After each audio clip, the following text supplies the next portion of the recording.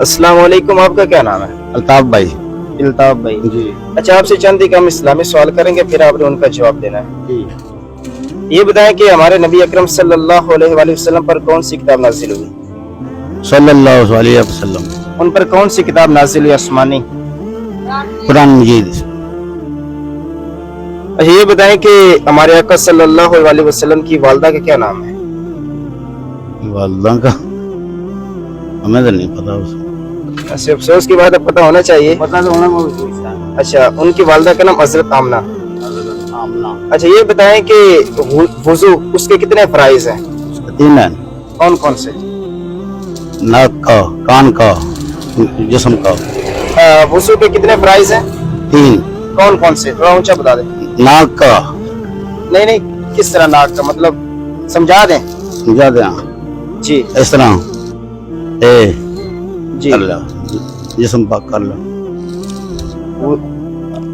وضو کے 4 فرائض ہیں. سب سے پہلے ہم نے چہرے کو دھونا ہے، اس کے بعد بازو کونیوں سمیت دھونے ہیں، اس کے بعد چوتھائی سر کا مسح کرنا ہے، اس کے بعد ٹخنوں سمیت پاؤں دھونے ہیں.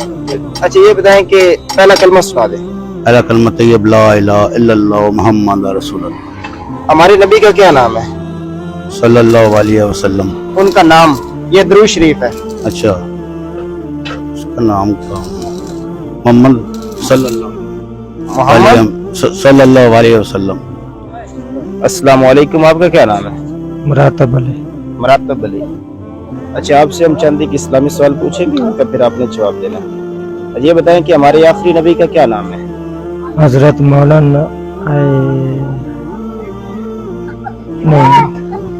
افسوس کی بات ہے، یہ تو ہمیں پتہ ہونا چاہیے. حضرت محمد صلی اللہ علیہ وآلہ وسلم. اچھا، یہ بتائیں کہ جو مسجدوں میں ایک کتاب پڑھی ہوتی ہے اس کا کیا نام ہے؟ قرآن مجید. قرآن مجید. اچھا، یہ بتائیں غسل جب انسان ناپاک ہو جاتا ہے تو اس کے غسل کے کتنے فرائض ہیں؟ غسل 6 ترائے. جی، کون کون سے؟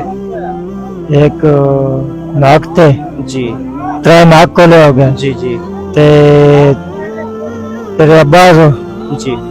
تے منہ تے پیر تے.